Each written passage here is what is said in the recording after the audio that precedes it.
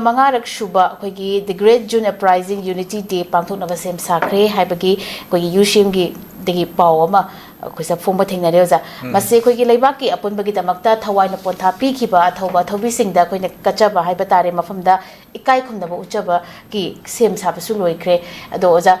Kuki, Lakliba, Jungi Tangtara, and Nipan, the Great June Uprising Day, and Napan and Tonari, was a Samatang the Pause, come on, Taminus. A little Zuntaranipan. Aku kena si numit saya, aku manipur ki puwari da, yang sate na maru weba, aku kena ni red letter dia mani hai tare, angang ba matsuna hak tana thamla ba aduma numit amani the Great June Uprising Unity Day hai si, aduni,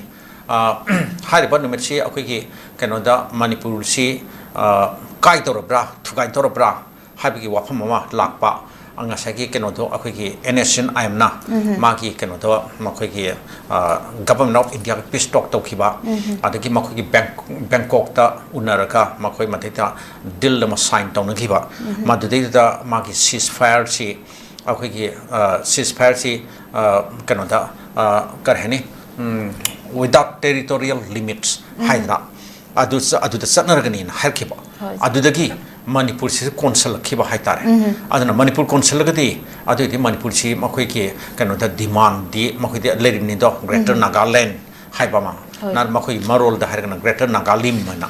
Hai basi adu ki pot da macang silap male hai na oire hai na ekoi na adum thajaba hai tare. Adana madu di sungya yaroi aduga kano di akoi NSN IM na operator ba omsum magi mafum di atei kesunate Nagaland ni Nagaland ta utabani Manipur de haidor piyaroi haiba poto adai ki adum lakhidna ekoi man sina kan hauki pa iho singni haitare maduna maram oire harka jun taran pan ki numit stage da ekoi ki kano ta mi mayamama legidaba haitare aduna makhoi ki kano ta thawai miral mayam tugi akoi ki kan pothapam makhoi ki akoi ki kano singsi kano ke group na akoi hujik le se asidista akoi oi ki bani madudai makhoi ningsing akoi kano jo